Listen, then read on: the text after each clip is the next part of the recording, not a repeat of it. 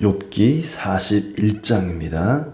네가 낚시로 리워야단을 끌어낼 수 있겠느냐? 노끈으로 그 혀를 맬 수 있겠느냐? 너는 밧줄로 그 코를 꿰낼 수 있겠느냐? 갈고리로 그 아가미를 꿰낼 수 있겠느냐? 그것이 어찌 내게 계속하여 간청하겠느냐? 부드럽게 내게 말하겠느냐? 어찌 그것이 너와 계약을 맺고 너는 그를 영원히 종으로 삼겠느냐? 네가 어찌 그것을 새를 가지고 놀듯 하겠으며 내 여종들을 위하여 그것을 메어 두겠느냐? 어찌 장사꾼들이 그것을 놓고 거래하겠으며 상인들이 그것을 나누어 가지겠느냐? 네가 능히 많은 창으로 그 가죽을 찌르거나 작사를 그 머리에 꽂을 수 있겠느냐? 내 손을 그것에게 얹어보라. 다시는 싸울 생각을 못하리라. 참으로 잡으려는 그의 희망은 헛된 것이니라. 그것의 모습을 보기만 해도 그는 기가 꺾이리라.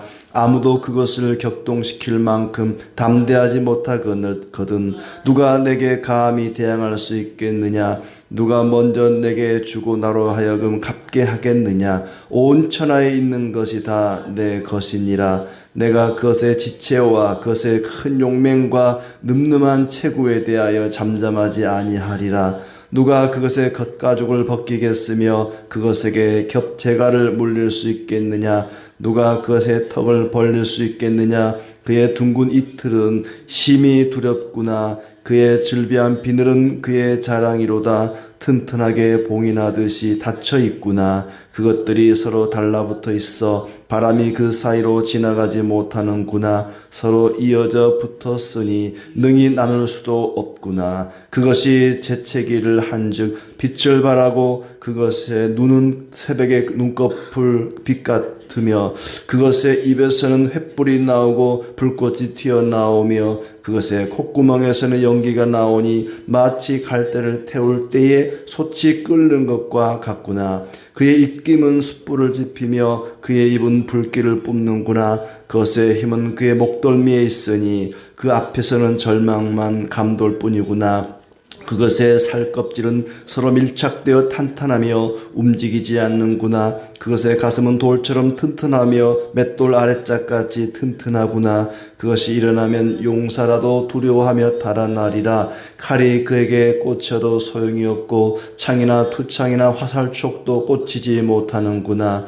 그것이 쇠를 지푸라기 같이 노술 썩은 나무같이 여기니 화살이라도 그것을 물리치지 못하겠고 물맷돌도 그것에게는 겨같이 되는구나. 그것은 몽둥이도 지푸라기같이 여기고 창이 날아오는 소리를 우습게 여기며 그것의 아래쪽에는 날카로운 토기 조각 같은 것이 달려있고 그것이 지나갈 때는 진흙 바닥에 도립개로 친 자국을 남기는구나. 깊은 물을 솥에 물이 끓음 같게 하며 바다를 기름병같이 다루는도다. 그것의 뒤에서 빛나는 물줄기가 나오니 그는 깊은 바다를 백발로 만드는구나. 세상에는 그것과 비할 것이 없으니 그것은 두려움이 없는 것으로 지음받았구나. 그것은 모든 높은 자를 내려다보며 모든 교만한 자들에게 군림하는 왕이니라. 아멘. 예, 반갑습니다. 주님의 은혜가 가득하기를 축복합니다. 하나님의 말씀이 계속되고 있습니다. 욥 앞에 친구들이 왔지만은 어떤 위로도 어떤 해답도 내놓지 못하고 드디어 하나님께서 말씀을 하시는데 욥은 하나님께 묻죠. 내가 왜 이런 고난을 당해야 됩니까? 내가 왜 이런 아픔을 당해야 됩니까? 라고 묻는 욥에게 하나님은 해답을 주지 아니하시고 오히려 질문을 하십니다. 네가 누구냐? 세상을 누가 만들었느냐? 누가 다스렸느냐? 하늘에 나는 새나 또 동물들이나 물고기나 그리고 모든 기상과 날씨를 누가 주관하느냐 하면서 마치 생태 보고서처럼 여러 가지 동물들에 대한 이야기를 말씀하고 계십니다. 하나님의 창조 섭리는 다 알 수 없다는 거죠. 마찬가지로 네가 고난을 당하는데 그 이유를 사람은 다 알 수가 없다. 굳이 또 알려고 할 필요도 없는 거죠. 욥은 그 이야기를 듣고 손으로 입을 가리고 아무 말도 하지 않습니다. 그런 요백의 여러 가지 동물의 이야기를 쭉 하다가 이제 동물 중에서도 가장 그 강력한 베헤못에 대해서 그게 아마 하마가 아닌가 추정이 되는데 또 어떤 이들은 공룡이라고도 하기도 하는데 베헤못에 대한 이야기를 하고 이어서 41장은 리워야단에 대한 이야기를 하고 있습니다. 리워야단은 베헤못보다 더 크고 아주 힘세고 아주 강한 그런 동물이죠. 리워야단이 어떤 동물인가에 대해서는 알 수가 없습니다. 추정만 할 뿐인데 악어가 아닐까. 이 리워야단을 악어라고 보는 사람도 있고 또 어떤 이들은 고래다. 고래가 아닐까 이렇게 추정을 합니다. 그런데 아마 고래보다는 악어, 커다란 악어 같은 그런 느낌이 들긴 하는데 네가 리워야단을 낚을 수 있느냐? 그 혀를 맬 수 있느냐? 코와 턱을 꿰 수 있느냐? 대답은 아니요. 저는 할 수 없습니다. 하나님이 계속 욥에게 질문을 하는데 그 질문에 대한 대답은 대부분 아닙니다. 저는 못합니다. 저는 알 수 없습니다. 이런 대답밖에 나올 수 없는 그런 질문을 던지고 있습니다.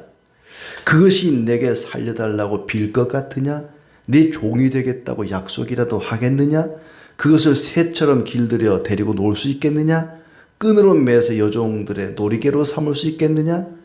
어부와 장사꾼들이 그걸 잡아다가 토막을 내고 거기서 뼈와 기름을 발라내고 팔 수 있겠느냐? 네가 창과 작살로 그것의 가죽과 머리를 찌를 수 있겠느냐? 손으로 만져보면 싸울 생각조차 못하게 될 것이다. 어마무시한 그런 괴물 같은 물에 사는 그런 동물로 여겨집니다. 지금이야 총이나 포나 더 강력한 무기를 인간이 가지고 있으니까 그걸로 제압할 수는 있겠지만은 그때 당시로서는 도저히 제압할 수 없는 그런 피조물로 그걸 소개를 하고 있죠. 또 9절에 보면은 그 리워야단을 잡으려는 희망은 헛된 것이다. 그의 모습을 보기만 해도 기가 꺾일 것이다. 사람이 그걸 잡으려다가 땅에 고꾸라지게 되고 누가 그것과 맞서겠느냐? 세상에 그것에 덤벼들었다가 무사할 사람이 누가 있겠느냐? 누구도 이 리워야단을 제압하거나 이길 수 없다는 거죠. 그 리워야단의 용맹과 늠름한 체구에 대해서 말하지 않을 수가 없다. 누가 그것에 가죽을 벗길 수 있느냐? 턱을 벌릴 수 있느냐? 이빨을 보기만 해도 소름이 끼친다. 등비늘은 돌처럼 단단하고 아주 빽빽하게 돼 있다. 그것이 재채기를 하면 불빛이 번쩍거리고 눈꺼풀이 올라가는 모습은 동이 트는 것 같다. 입에서는 횃불이 나오고 불똥이 튄다. 콧구멍에서는 연기가 나온다. 무슨 판타지 영화에나 나올 법한 그런 어떤 대단한 피조물입니다. 그의 숨결은 숯불을 피울 만하고 입에서는 불꽃이 나온다. 목에는 억센 힘이 있어 보는 사람마다 겁에 질리고 만다. 살갗은 쇠로 입힌 듯 약한 곳이 전혀 없다. 심장은 맷돌 아래짝처럼 단단하다. 마치 이렇게 리워야단에 대한 보고서처럼 아주 상세하게 리워야단이 어떤 짐승인지 아주 상세하게 소개를 하고 있습니다. 성경에 이런 것까지 이야기할 필요가 있나 싶을 정도로 우리가 지금 성경을 읽고 있나 싶을 정도로 이 얘기를 아주 상세하게 하고 있죠. 26절 칼이나 창이나 화살이나 표창으로도 이길 수가 없다. 쇠나 몽둥이나 맷돌을 마치 지푸라기처럼 겨와 같이 여기고 그것이 날아와도 코웃음을 친다. 백가죽은 날카로운 질그릇 같아서 지나간 흔적을 남긴다. 그것이 물에 뛰어들면 가마솥 물처럼 끓게 하고 바다를 기른 가마처럼 휘젓는다. 그러면서 결론적으로 33절에 이 리워야단에 대한 결론을 얘기하기를 땅 위에는 그것과 겨룰 만한 것이 없다. 인간조차도 사람도 그 무엇도 그 누구도 이 리워야단과 맞서 이길 자가 없다. 없다. 감사한 것은 이 리워야단이 물 안에서나 물 근처에서만 머물지 이렇게 육지로 사람이 사는 곳까지 올 수는 없다는 거예요. 하나님이 너는 여기서만 살아라라고 그 경계를 한정해 준 거는 참 감사한 것 같아요. 안 그러면 인간이 살고 있는 마을에 와서 다 휘젓고 다닐 거 아닙니까? 아무튼 그것과 겨룰 만한 것이 세상에 없다. 처음부터 겁이 없는 것으로 지음을 받았다. 모든 교만한 것들을 아주 우습게 여기고 그는 교만한 자를 우습게 여기니까 더 교만한 거죠. 교만한 것의 끝판왕이다. 교만한 자들의 군림하는 왕이라. 모든 높은 자를 내려다본다. 그렇지만은 하나님은 교만한 자를 낮추시는, 교만한 자를 꺾으시는 분이라고 앞장에서 말씀하지 않았습니까? 하나님께서 가만두지 않으시겠죠. 교만한 자의 왕이니까. 이렇게 이제 앞장에서는 베헤못이라고 하는 아주 강력한 하와 같은 그런 큰 짐승을 얘기했는데 41장은 리워야단에 대해서 이야기를 하고 있습니다. 아주 강력한 피조물인데 그러나 그런 아무리 등치가 크고 힘이 세다 할지라도 하나님의 피조물에 불과하다. 사람은 누구도 그것을 제압할 수 없지만 하나님 앞에서는 아무 힘도 쓸 수가 없겠죠. 사람은 그것을 다 이해할 수도 없고 그것을 이길 수도 없다. 마찬가지로 우리에게 일어나는 여러 가지 고난들, 재앙들, 재난들, 사람은 그것을 이겨낼 수도 없고 왜 그것이 일어나는지 이유도 알 수가 없습니다. 이 세상에서 겪는 모든 재앙과 고난의 이유를 알지도 못하면서 베헤못에 대해서도 또 리워야단에 대해서도 알 수도 없고 이길 수도 없는 인간이 어찌하여 재앙에 대해서 그 고난의 원인에 대해서 알려고 하느냐. 그것을 묻는 것은 어불성설이다. 피조물들은 본능에 따라 움직입니다. 리워야단도 베헤못도 모든 동물들도 각자의 습성에 따라 또 본능에 따라서 움직이죠. 그들이 아무리 강하고 크고 힘이 세다 할지라도 한낱 피조물에 불과합니다. 인간과는 하나님 형상대로 지어진 인간과는 비교할 수가 없죠. 하나님은 사람을 특별히 하나님의 형상대로 지으시고 하나님의 대화의 상대로 정하셨습니다. 그 어떤 동물도 리워야단도 베헤못도 기도하는 그런 존재는 아닙니다. 사람만이 하나님을 향해서 기도하고 하나님과 대화를 할 수 있는 그런 존재로 지음받았죠. 가끔 집에 강아지나 이게 고양이가 기도하는 모습을 가지고 영상을 이렇게 찍고 하던데 그 진짜로 기도하는 건 아니겠죠. 사람만이 하나님 앞에 기도할 수 있는 하나님과 대화를 할 수 있는 그런 존재로 지음을 받았습니다. 욥이 원망하고 탄식하는 것은 어쩌면 하나님이 정말 계십니까? 하나님의 존재에 대해서 의구심을 갖고 또 하나님이 과연 나를 사랑하시는가? 하나님이 계시다면 과연 나를 사랑하시는가? 하나님의 존재와 사랑에 대해서 의심한다고 하나님이 여겼던 것 같습니다. 그래서 하나님은 욥아, 내가 여전히 이렇게 건재하게 세상을 다스리고 있다. 모든 동물들이 새끼를 낳고 자라고 이 세상에 살아가는 모든 것들이 다 내가 지금도 그렇게 하고 있다. 나는 여전히 살아있고 여전히 너를 사랑하고 있다 하는 것을 말씀하십니다. 너는 저 힘센 리워야단과는 비교할 수 없는 차원이 다른 존재다. 시편 8편의 말씀은 마치 욥의 고백과도 같습니다. 시편 8편 4절부터 보면 사람이 무엇이기에 주께서 그를 생각하시며 인자가 무엇이기에 주께서 그를 돌보시나이까. 그를 하나님보다 조금 못하게 하시고 영화와 종기로 관을 씌우셨나이다. 주의 손으로 만드신 것을 다스리게 하시고 만물을 그의 발 아래 두셨으니 곧 모든 소와 양과 들짐승이며 공중의 새와 바다의 물고기와 바닷길에 다니는 것이니이다. 여호와 우리 주여 주의 이름이 온 땅에 어찌 그리 아름다운지요 하면서 이 시인의 이 다윗의 고백이 마치 욥의 고백과도 같습니다. 아무리 베헤못과 리워야단이 힘이 세고 강하다 할지라도 사람과는 비교할 수 없습니다. 사람에 견줄 수가 없죠.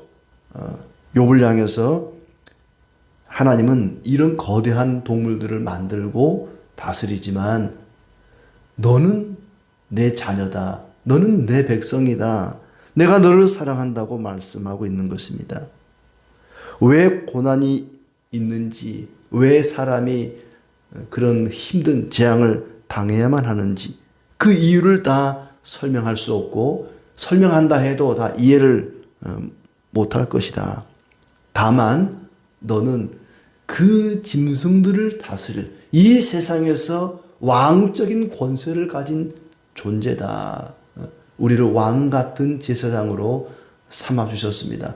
너는 이 세상을 다스리는 그런 그 피조물들을 리워야단을 비롯해서 이 세상의 모든 피조물을 다스릴 존재로 내가 지었다. 하나님이 사람을 지을 때 그렇게 만들지 않았습니까? 온 땅에 생육하고 번성하라 하면서 하나님께서 세상을 다스릴 권세를 아담에게 주었습니다.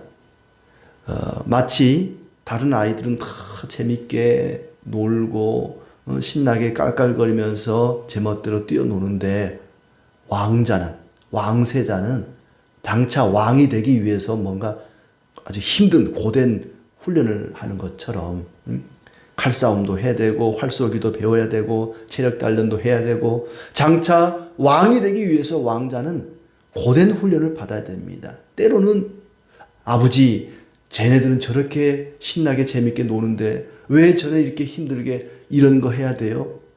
그때는 모르겠죠. 어렸을 때 모르겠죠. 자기가 왜 그런 힘든 과정을 거쳐야 되는지. 그러나 그 아이는 장차 이 나라를 다스릴 왕이 되어야 되기 때문에 왕자 교육을 받는 것입니다. 이해를 못해도 반드시 그 훈련을 받아야 됩니다. 성도가 하나님의 자녀들이 왜 고난을 당하는가? 하나님의 백성으로 왕 같은 제사장으로 훈련받는 연단받는 그런 훈련의 과정인 것입니다. 리워야단을 다스릴 수 있는 하나님은 욥의 고난도 다스릴 수 있습니다. 리워야단은 욥이 어떤 인간도 맞서서 싸우기 힘든 제압할 수 없는 거대한 짐승이었습니다. 마치 욥이 지금 당하고 있는 고난과도 같습니다. 욥은 그 고난을 이겨낼 수가 없습니다. 당해낼 수가 없습니다. 도저히 자기 힘으로 감당해낼 수가 없는 것입니다. 마치 리워야단을 제압할 수 없는 것처럼 마치 이 거대한 악어와 싸우는 것처럼 지금 욥은 고난과 싸우고 있습니다. 이 인간이 당하는 고난이라고 하는 것은 마치 이 리워야단처럼 거대한 악어처럼 험악해서 그만큼 다루기가 힘들다.